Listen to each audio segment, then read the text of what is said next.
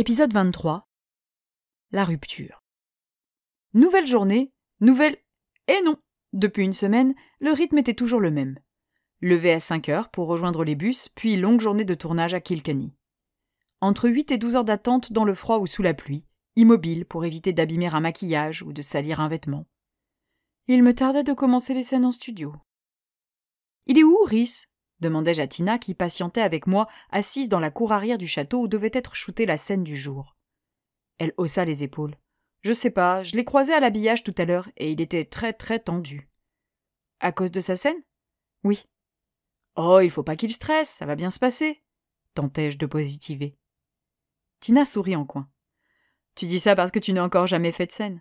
Quand tu tournes avec toute l'attention de la caméra, avec des répliques à réciter et des émotions à transmettre, c'est très différent de faire simplement la plante verte dans le fond de la pièce.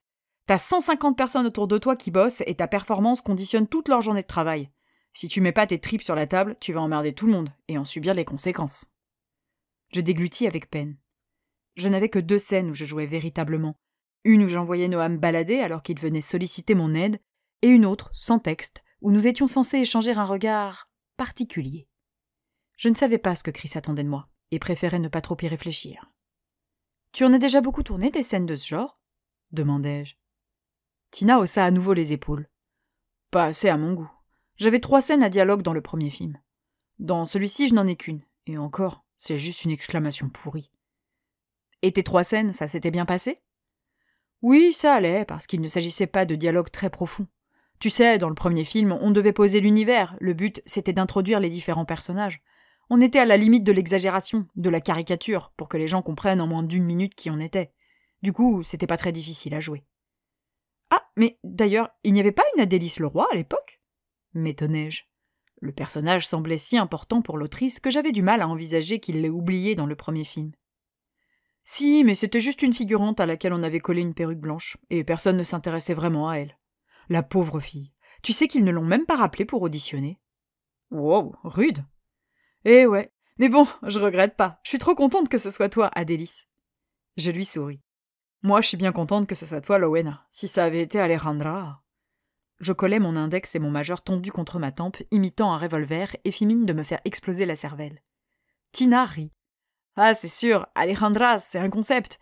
Mais elle a ses bons côtés. Regarde, l'autre soir, elle a... » Tina s'arrêta là, à la recherche d'une qualité d'Alejandra. « Ouais, je te laisse chercher, hein, soupirai-je. C'est quoi exactement la scène de Rhys ? » Il doit bousculer Kenoka et Willam, les personnages d'Alejandra et James, et s'étaler de tout son long. Oh, bah s'il est si maladroit que ça va être le genre de scène facile pour lui, non ? Non, justement, il est capable de tomber au mauvais moment. Et puis, Chris Nems n'a pas l'air très patient. Autant le premier réal, Arthur, était très calme et prenait le temps. Là, je ne suis pas certaine que ça se passe bien. « Les jeunes, on va se caler !»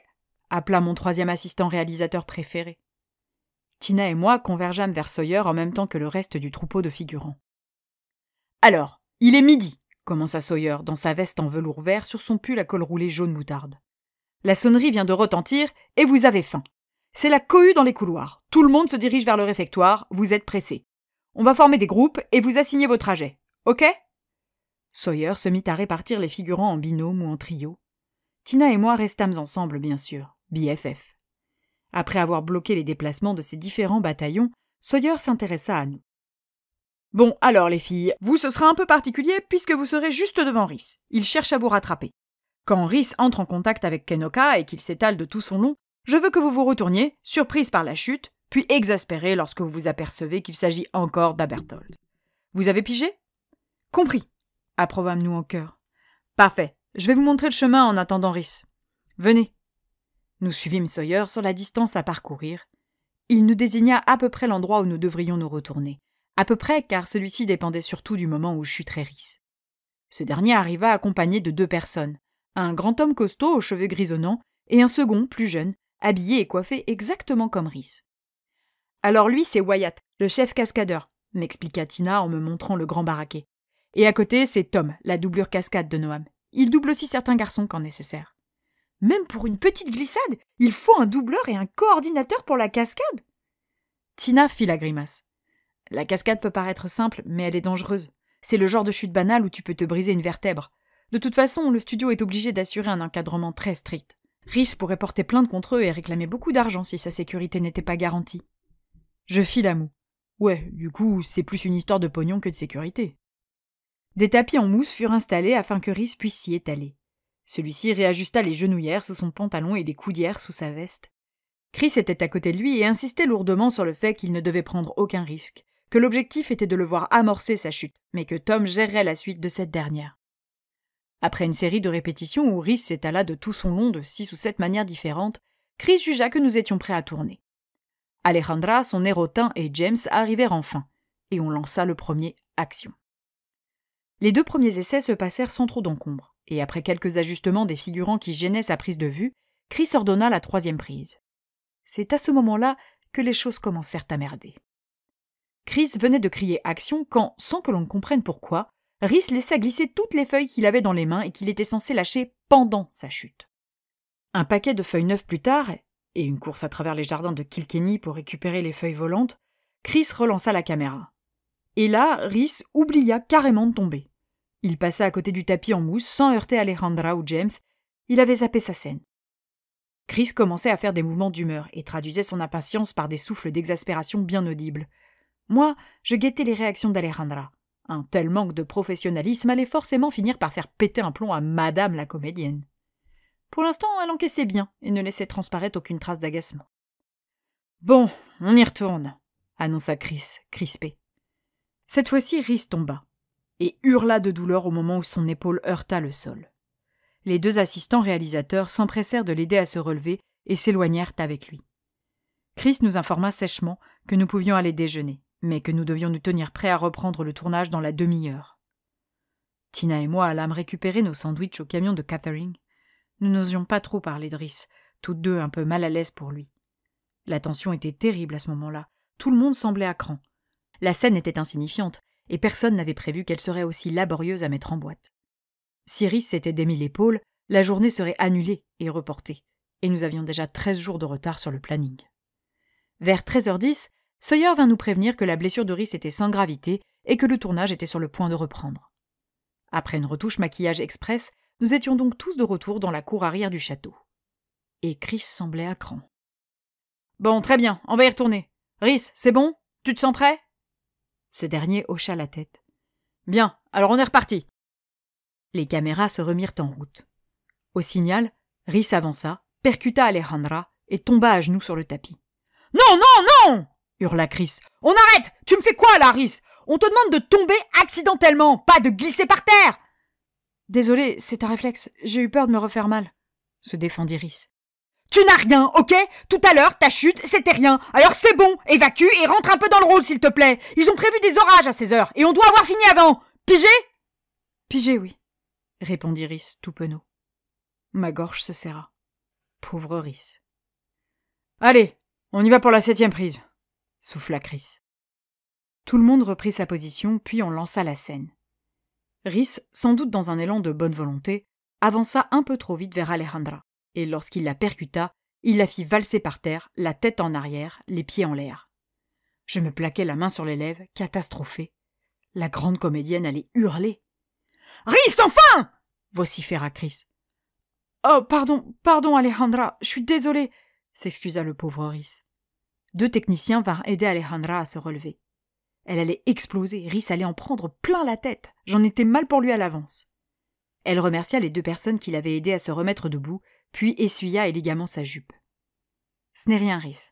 Ça arrive, » le rassura-t-elle avec un sourire aimable. Je fronçai les sourcils. Je ne comprenais décidément rien à cette fille. « Bon, Rhys, ça suffit maintenant! Tu te concentres là! On va quand même pas amocher 20 figurants et 3 acteurs juste pour que tu parviennes à tomber !» gronda Chris. « Non, je vais y arriver !» bredouilla notre pauvre camarade. « Je suis désolée, j'ai du mal à... »« Ouais, bah tu fais ce qu'il faut! On doit encore tourner avec Tom, je te signale, donc il est temps que tu t'y mettes !»« Oui, d'accord, je vais le faire. » Nous reprîmes tous nos positions de départ. Chris lança un action sec et froid. Rhys avança et, sans que personne ne comprenne, il glissa et se retrouva sur les fesses. Ce fut la goutte de trop. Chris quitta sa chaise pour se ruer vers le centre du plateau, furax.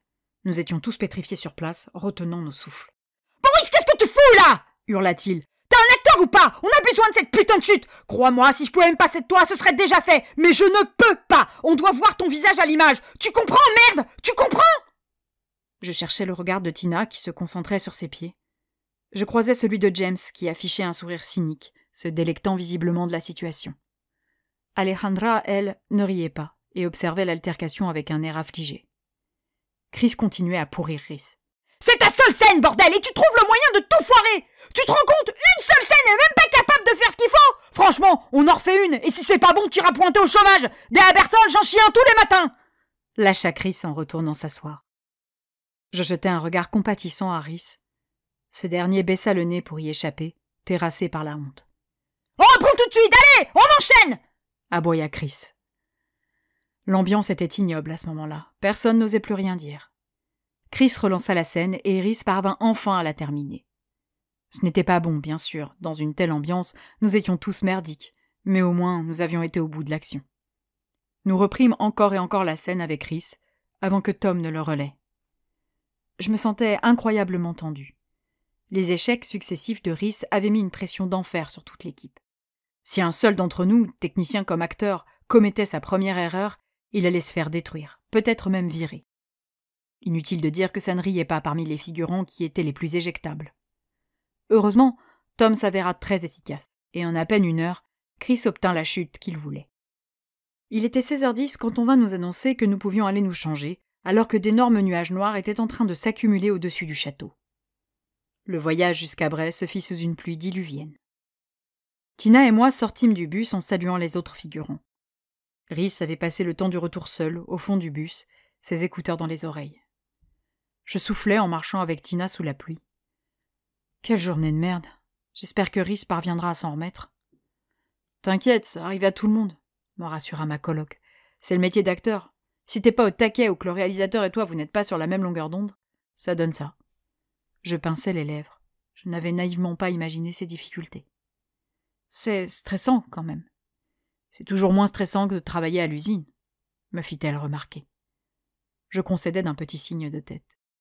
Enfin, reprit-elle, t'en fais pas, il y a des jours sans et des jours avec, c'est comme n'importe quel boulot. Là, c'est tombé sur Rhys, en début de semaine, ça a accroché avec James. Moi, je m'étais fait engueuler sur le premier tournage à cause de la scène du banquet. La fameuse? Elle soupira, le regard rivé droit devant elle, absorbée par ses souvenirs. La scène était compliquée, il y avait beaucoup de figurants, c'était bruyant, on avait déjà fait une 15aine de prises et on était tous épuisés. Le réal a lancé la caméra et je sais pas ce qui s'est passé, j'ai glissé et je suis tombée. Bêtement, j'ai attrapé la fille à côté de moi pour me retenir, elle-même a cherché à se raccrocher. Bref, tout le banc a suivi, 16 figurants par terre et un bras cassé. Ah ouais! Grand moment de solitude, et je me suis fait engueuler. Je crois que je m'en souviendrai toute ma vie. Je sentis un nœud se former dans ma gorge. Avec ma chance, la prochaine fois, ce serait pour moi. J'eus un frisson en imaginant Chris me couvrir d'insultes devant toute l'équipe et les acteurs, devant Alejandra qui m'avait bien fait comprendre que je n'avais pas le niveau, ou James le sadique qui jubilerait de me voir rabaisser. « Dis, tu veux manger dehors ce soir ?» proposai-je. « J'ai bien envie de me changer les idées. »« Ah, je suis désolée, mais j'ai prévu de passer ma soirée en ligne avec Malone. Il est à Belfast pour un entraînement. »« Oh, ok. Tu fais bien de me prévenir, je vais mettre mon casque et écouter la musique à fond. » Tina et son petit ami aimaient bien faire des trucs en ligne. Les murs de la maison étaient fins, et Tina très expressive. Elle gloussa, le rose aux joues. « Désolée. »« Pas de souci, je verrai avec Antonia si elle veut sortir. »« Tonia n'est pas là ce soir. »« Encore avec son technicien ? Eh ben, c'est le grand amour. »« Ouais. Et toi, au fait, j'ai cru comprendre que t'avais un copain, mais tu n'en parles jamais. Il vit en France ? » ?»« Ah non, je n'ai pas de petit ami. J'en avais un qui ne s'entendait pas du tout avec ma meilleure amie, oui, mais c'est terminé depuis longtemps. » « Ta meilleure amie, la fille qui te fait la gueule quand tu l'appelles pas tous les jours, c'est ça ? » Je ris. « C'est ça, ouais.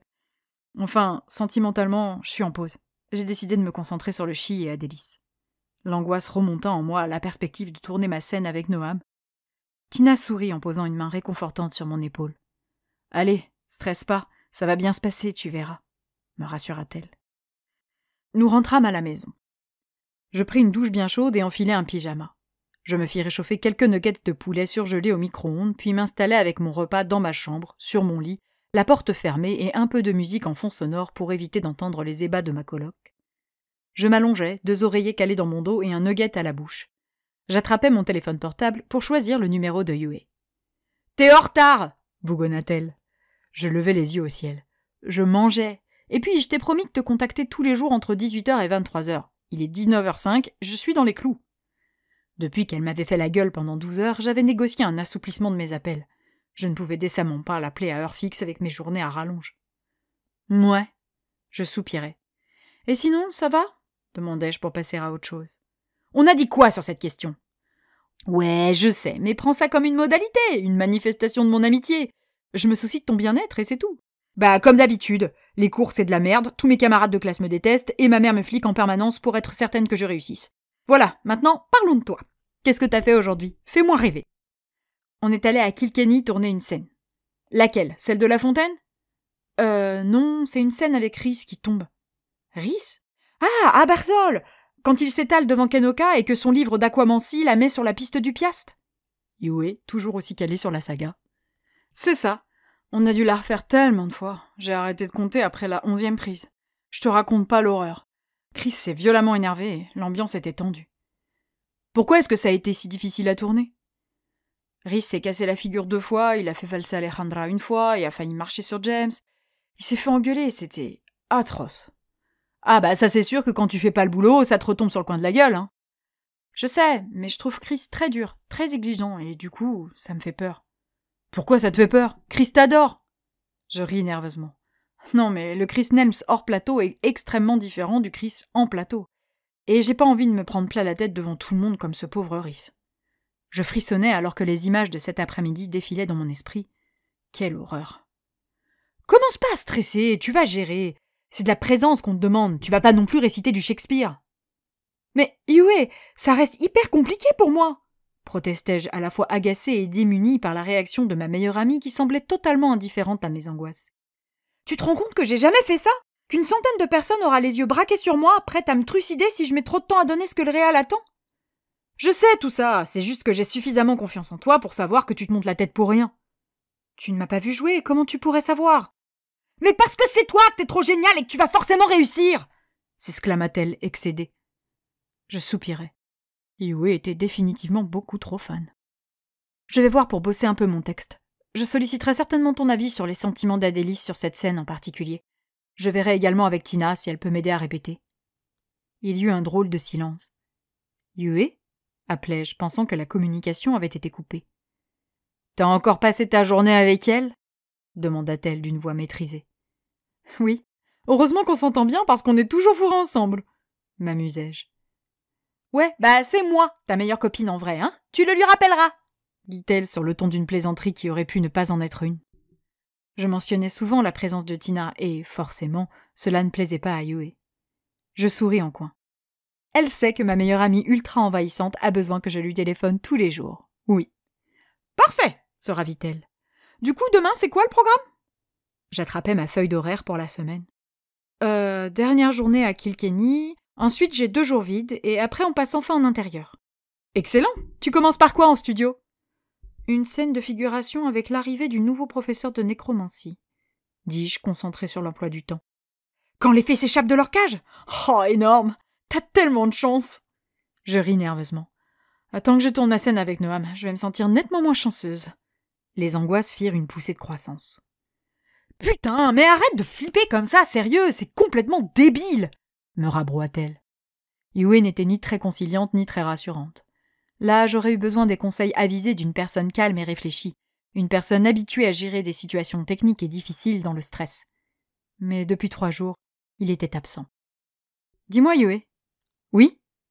T'as des nouvelles de Wen? Demandai-je sur un ton désintéressé. Je n'avais pas envie de supporter un nouveau drama sur fond de crise de jalousie. Les 12 heures de bouderie consécutives à la publication de la photo de Summer m'avaient bien suffi. Mais contre toute attente, Yue ne s'énerva pas. Elle se contenta de souffler longuement. « Oh, Wen, bah, ça va pas très fort pour lui en ce moment. » Je me redressai d'un coup, prise d'une angoisse très différente de celle que j'avais ressentie un peu plus tôt. « Quoi? Pourquoi? Qu'est-ce qu'il a ?» Ma scène en tête-à-tête avec l'arrogant Noam sous la direction de l'intransigeant Chris n'avait soudainement plus aucune importance. Il est venu passer le week-end à la maison. Mes parents étaient super contents de le revoir, mais en réalité, il était surtout venu récupérer les affaires d'Annelise. Ah? Il a tout mis dans un carton et a déposé ça chez ses parents. « Oh merde !» me désolai-je en comprenant.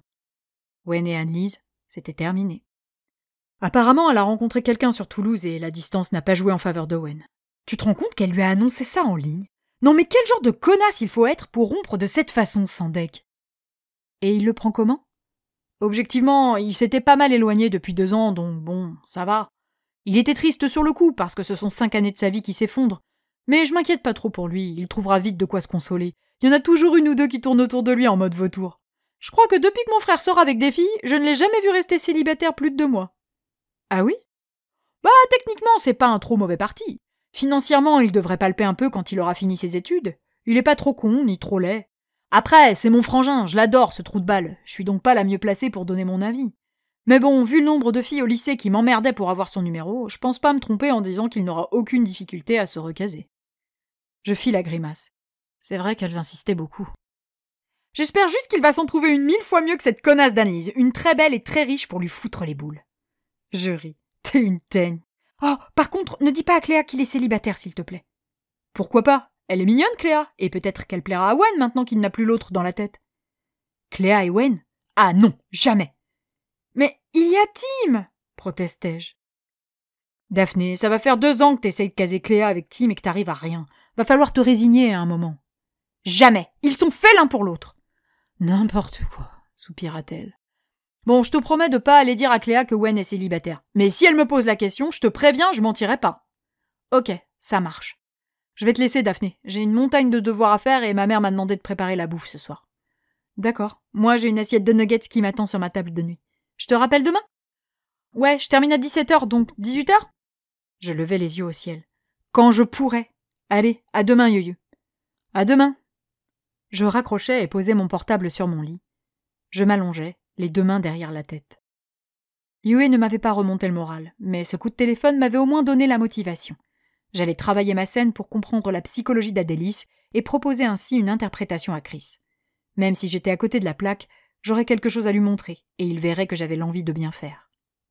Je pinçai les lèvres en attrapant machinalement mon portable. J'avais une pensée pour Wen. Je me souvenais de ma rupture avec Erwan, de ce moment difficile, ce sentiment d'avoir perdu un petit morceau de soi, de ne plus avoir aucune valeur juste parce qu'on n'existe plus dans les yeux de la seule personne qui compte. J'avais eu beaucoup de mal à encaisser notre séparation. Je ne m'y attendais pas et j'étais amoureuse comme au premier jour. J'avais énormément pleuré. Est-ce que Wen pleurait là tout de suite? Non, il était fort. Et puis, il n'était plus aussi amoureux que ça. Quand je lui avais posé la question, il m'avait répondu Joker pour ne pas me répondre non. C'était évident.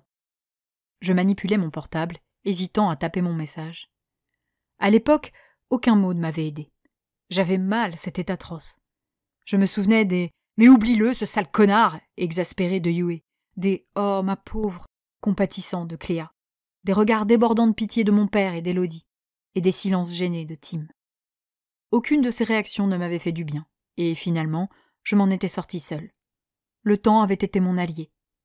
Le temps et la vie qui avaient continué.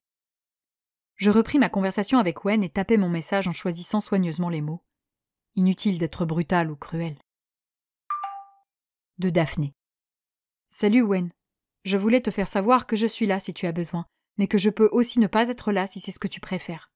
Le remontage de morale, ce n'est pas à sens unique. Je l'envoyais, satisfaite. Je n'avais même pas reposé mon téléphone que la réponse fusait. De Wen. Yue t'a dit? Je soupirais. De Daphné.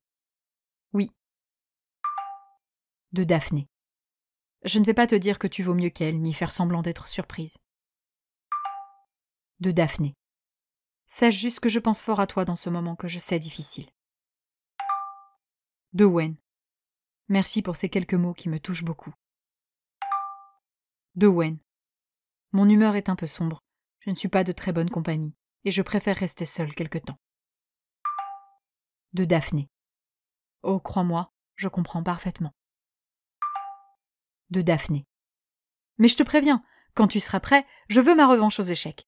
Et ne compte pas sur moi pour faire exprès de perdre pour que tu retrouves confiance en toi ou autre connerie dans ce genre. De Daphné. Je m'entraîne tous les soirs et je vais te pulvériser. Tu ne vas même pas en revenir. Checkmate direct. Ras-le-bol de me prendre tatane sur tatane. De Daphné. Et plus tu tardes à revenir, plus je m'entraîne, et donc plus tu risques de te faire défoncer en beauté. Réfléchis bien. De Wen. Jerry. De Wen. Merci, Daphné, et je reviens vite, c'est promis. J'affichais un sourire satisfait. J'avais hâte de le retrouver.